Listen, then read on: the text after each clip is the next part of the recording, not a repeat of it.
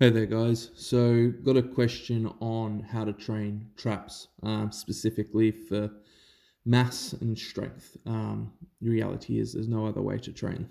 So, for me, I prefer, doing shrugs. The way that I do shrugs and then farmers walks might differ from individual to individual. So for me, when I do shrugs, I try and get the tension in my upper back and just shrugging up. So just trying to move my shoulders up towards my ears. I try not bend my arms too much, but that happens a little bit regardless. Otherwise, the movement feels really unnatural.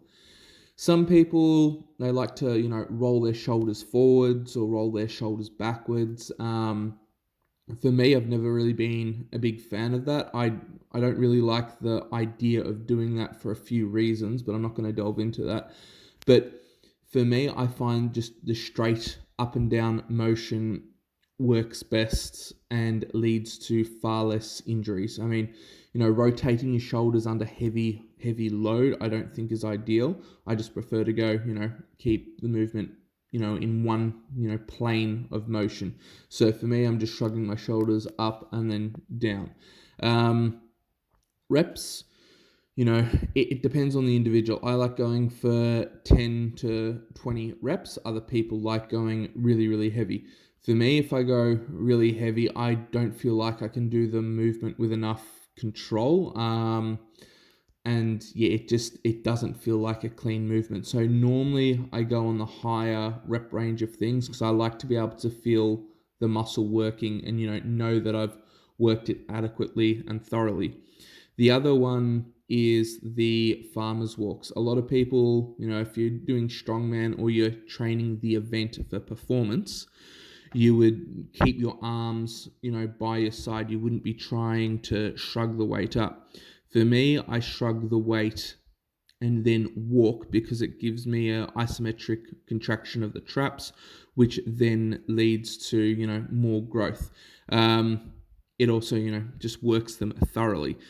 This is done for strength and mass. This isn't done for performance in terms of event performance. So you need to make a clear difference. As I said, performance is going to look a little bit different with this event. How many times a week would I try and train traps? For me, at the moment, because I'm trying to bring them up, I'm training them 2 to 3 times a week. I normally put them at the end of a session. So, end of deadlift day, I'll throw in a few, sets with the bar and they'll be done double overhand. I don't like doing shrugs with a deadlift grip. It really doesn't feel right.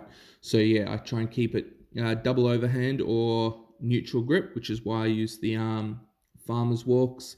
In terms of sets, I hit a minimum of 2 sets and it can go up to 5 or 6. Because it's higher rep and they're not a huge muscle group in terms of like quads and other things, I don't find them too taxing to work thoroughly. It's not like doing a heavy set of squats or deadlifts. So they don't really sap a lot of energy. The other thing to be mindful is your grip. A lot of people, their grip is going to go. For me, with the farmer's walk handles, the handles are either 51 or 53 mil. I can't remember, but I know the piece of dowel that I used, I couldn't put a weight plate on it. The weight plate didn't fit. So the handles are particularly taxing on my forearms. So keep that in mind when you're training traps. A lot of the time it's going to be your forearms that are going to give out. So yeah, if you need to wear, straps to help, go for it. Otherwise, just improve your grip strength. The other reason I train traps is because it helps my bench press. I have more stability under load on the bench. So when I set up, everything's tight, everything's stable, and it's going to allow me to, lift heavier weights long term. Bigger traps and a bigger upper back also then carries across to squatting. I actually find it helps my squats more than my deadlifts. So yeah, bigger upper back. I just stay upright under load. It's easier to keep my chest up, which then causes my squat to move north.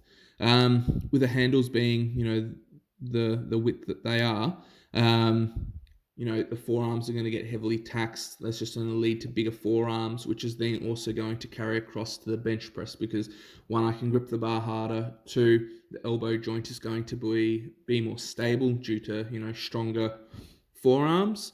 And yeah, that just, leads to performance in those areas. If you guys have any questions, feel free to comment below, hit like and subscribe, and have a great day wherever you are.